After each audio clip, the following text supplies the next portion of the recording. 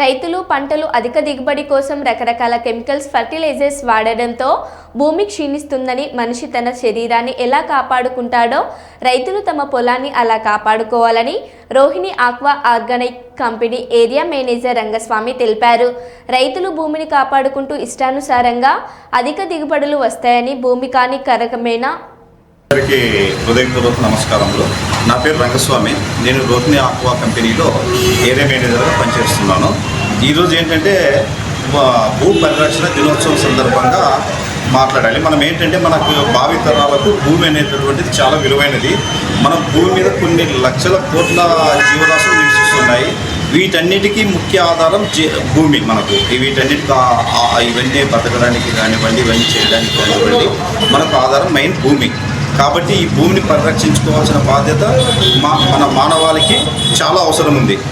దీన్ని భూ పరిరక్షణ అనేది భూసారం అనేటటువంటిది పూర్తిగా తగ్గిపోతుంది. భూమి అనేటటువంటిది రాను రాను పూర్తి కలుషితంగా మారిపోతుంది. దానికి కారణం ఏమిటంటే వివిధ రకాలైనటువంటి కారణాలు ఉన్నాయి. పరిశ్రమలు కావచ్చు, ఇంకో రకం కావచ్చు, అయిన తర్వాత మనం వాడే వ్యర్థాలు కావచ్చు, రకరకాల కారణాలు. దాంతోపాటు మన వ్యవసాయంలో వాడేటటువంటి పురుగు మందులు కానివ్వండి, అయిన తర్వాత క్రిమిసంహారాలు వాడుకోకుండా మ్యాక్సిమం ఆర్గానిక్ సిస్టంలో, అయిన తర్వాత జీవ సంబంధితమైనటువంటి మందులు వాడి మనం పెస్టులు కానివ్వండి, అయిన తర్వాత భూసారాన్ని కానీ ఇవన్నీ పెంపొందించుకోవడానికి ఆస్కారం ఉంది. మనకు ఉదాహరణకి ఇప్పుడు భూసారాన్ని పెంచుకోవడానికి మనం ఏంటంటే నత్రజని, భాస్వరం, ఎన్పీకే సంబంధించిన మందులు కానివ్వండి, డిఏపి కానివ్వండి, ఇవి వాడతాం.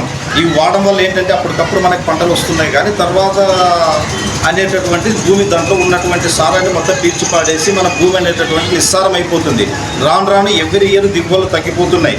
మనం చూస్తున్నాం. ఇప్పుడు ఉదాహరణకు విపరీతమైనటువంటి పెస్టిసైడ్స్ కానివ్వండి, ఇవన్నీ వాడడం వల్ల మనం మిరపల్లో చూస్తున్నాం గత 3 సంవత్సరాలుగా.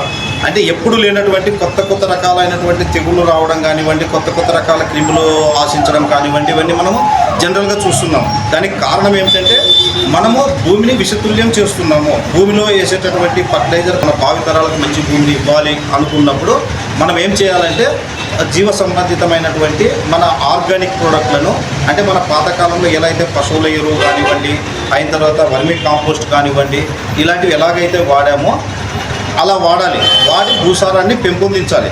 భూసారాన్ని ఒకసారి మనము సేంద్రియ ఎరువుల ద్వారా పెంపొందించినప్పుడు, ప్రకృతి వ్యవసాయం ద్వారా చేసినప్పుడు అది ఏమవుతుందంటే ఎవ్రీ ఇయర్ అనేది మనకు ప్రొడక్షన్ కూడా పెరుగుతూ పోతుంది. మనం ఎప్పుడైనా కెమికల్లో మనము పంటలు పండించినప్పుడు ఏమవుతుందంటే ఫస్ట్ మనం కెమికల్ వాడినప్పుడు కానీ, పెస్టిసైడ్స్ వాడినప్పుడు కానీ మనకు అప్పటికప్పుడు ఆ సంవత్సరానికి మంచి ప్రాఫిట్ వస్తుంది. కానీ దాంట్లో ఉన్నటువంటి సారాన్ని మొత్తం పీల్చేస్తుంది. నెక్స్ట్ ఇయర్కి భూమి అనేది నిస్సారం అయిపోతుంది. తర్వాత మనకు దిగుబడి అనేది ఎవ్రీ ఇయర్ తగ్గిపోతుంది. అదే మన సేంద్రీయ వ్యవసాయం ద్వారా, మనం ప్రకృతి వ్యవసాయం ద్వారా చేసామంటే ఆ దిగుబడి అనేది ఎవ్రీ ఇయర్ గ్రోత్ వచ్చేస్తుంది. మన భూములు రికవరీ కావడానికి మనకు కొన్ని సంవత్సరాలు పడతాయి. కాబట్టి ప్రతి ఒక్కరు కూడా సేంద్రీయ ఎరువులు వాడి మన భూమిని అనేటటువంటిది రసాయన మందులు కానివ్వండి, రసాయనిక ఎరువులు కానివ్వండి, అలాగే క్రిమి సంహారక మందులు కూడా చాలా వరకు నిషేధించాలి. అలాగే వీటన్నిటిని మనము భూమి బాగు చేయడం కోసం అని చెప్పేసి మా ఎండి గారు ప్రసాద్ గారు ఈ మధ్య ఆయన ప్రకృతి వ్యవసాయం మీద చాలా మంచి గ్రిప్ ఉంది. ఆర్గానిక్ ప్రోడక్ట్ల మీద ఎప్పటికప్పుడు రీసెర్చ్ చేస్తూ ఉంటాడు.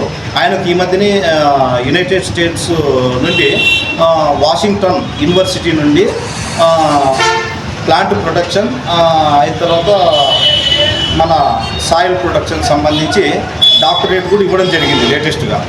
కాబట్టి ఆయన ఎప్పటికప్పుడు రీసెర్చ్ చేస్తుంటే మన భూమిలో ఉన్నటువంటి పోషకాలను ఎలా పెంపొందించాలి, అవి న్యాచురల్గా అంటే కల్చర్ బేస్డ్ మన ప్రోడక్ట్లు ఏవైనా తీసుకోండి. కల్చర్ బేస్డ్ అంటే కల్చర్ నుంచి డెవలప్ అవుతూ ఉంటాయి అన్నమాట. ఇప్పుడు సపోజ్ ఒక ప్రాణం ఉన్నటువంటి జీవి మనకు భూమి నుండి మన ఆహార ఉత్పత్తులు కానివ్వండి, మనకు రకరకాలైనటువంటి ఉత్పత్తులన్నీ మన భూమి నుంచి తీస్తున్నామంటే అక్కడ జీవం ఉంది. కాబట్టి మనకు చెట్లు మొలుస్తున్నాయి, చెట్లు పెద్దగా అవుతున్నాయి, ఫలాలు ఇస్తున్నాయి, అయిన తర్వాత మనకు పంటలు వస్తున్నాయి, రకరకాల కూరగాయలు తీస్తున్నాం.